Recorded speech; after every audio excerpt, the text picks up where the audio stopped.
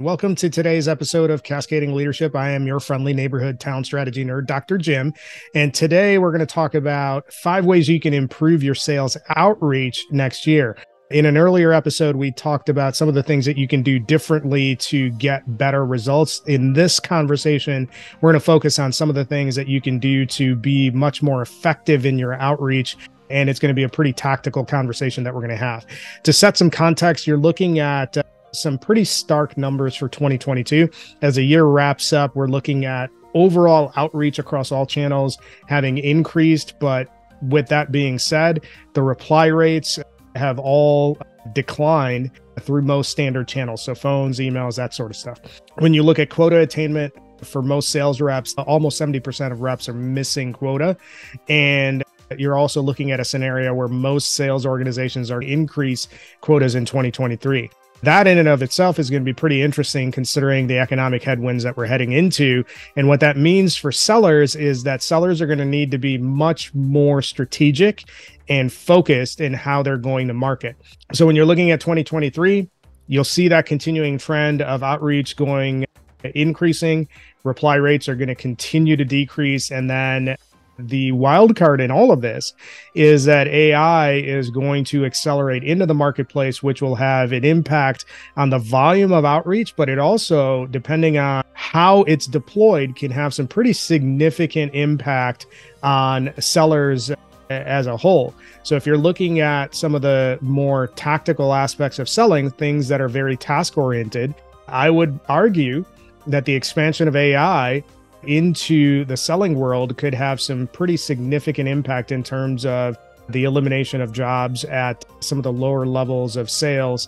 I think in terms of SDRs and the volume of calls and emails and outreach they're doing, that could all be done using AI. And that's one of the trends that we want to be watching in 2023. So the question becomes, how do you rise above all of the noise that exists? So here's what we're going to talk about, and that's the gist of this conversation, is how can you improve your outreach? And we're going to talk about 5 things that you can do. So one is, instead of what's typical in the world of sales, which is just spray and pray and try to just spam your entire prospect universe, use a little bit of focus. And one of the things that I always recommend is to niche down how you are focusing in your territory. And there's a great model that is a full funnel model that I picked up from the guys over at Full Funnel IO. And it's called the 1-1-1-10 model. And basically you focus on one industry, one function, one persona, and 10 accounts. And with that degree of focus, you are able to work and create a level of critical mass within those categories and get more traction versus just trying to spam the universe and get some low-hanging fruit. This allows you to become a subject matter expert within that industry or function. And it also allows you to be much more tailored and disciplined in terms of how you're driving that outreach. Step 2 is to tailor your messaging. By and large, the status quo in the world of sales is to have sequencers that send out fairly generic messaging to your entire universe. This is who we are. This is what we do. This is who I am. And the net of all of that sort of messaging is that it's too long and nobody really cares. So if you want to grab the attention of a potential prospect, you need to be tailored at a level that demonstrates that you have the ability to add value to their business. So what does that look like? Again, that 1-1-1-10 model approach can be deployed to drive your research. That research will allow you to better tailor your outreach.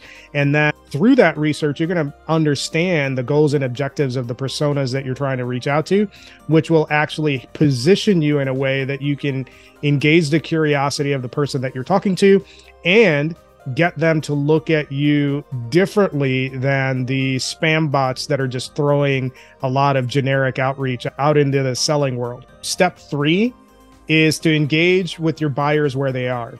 And this is critically important for sellers. In a lot of situations, sellers don't understand how buyers buy.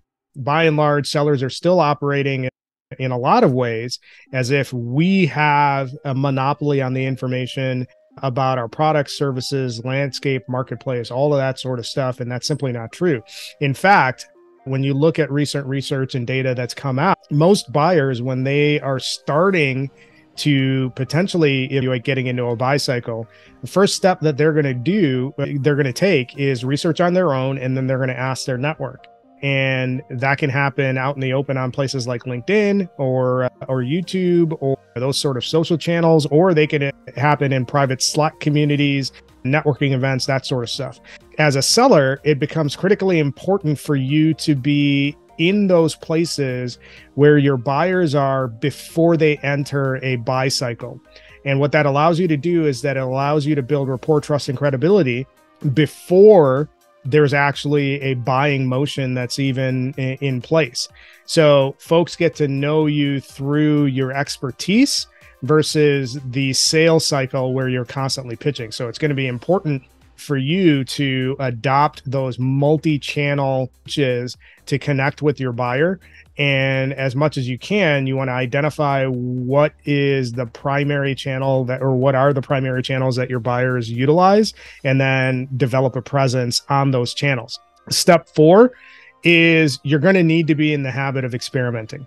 And as a seller, when it comes to experimentation and outreach, everything should be on the table. You should be testing your subject lines, your message format, how that content is delivered. Is it long form written? Is it email? Is it calls? Is it video?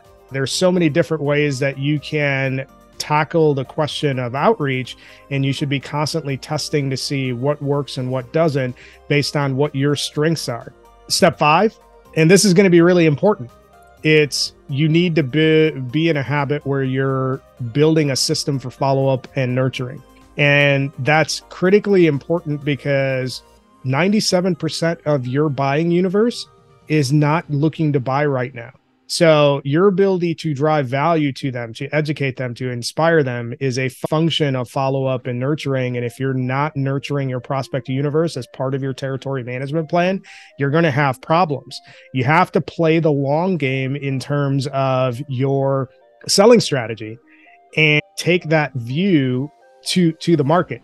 That's how you actually shift from being a transactional or commoditized seller to being an advisor. So if you're constantly driving out value, driving out different ways of thinking for your buyer, that's going to establish you in a position of strength when they actually get into your deal cycle.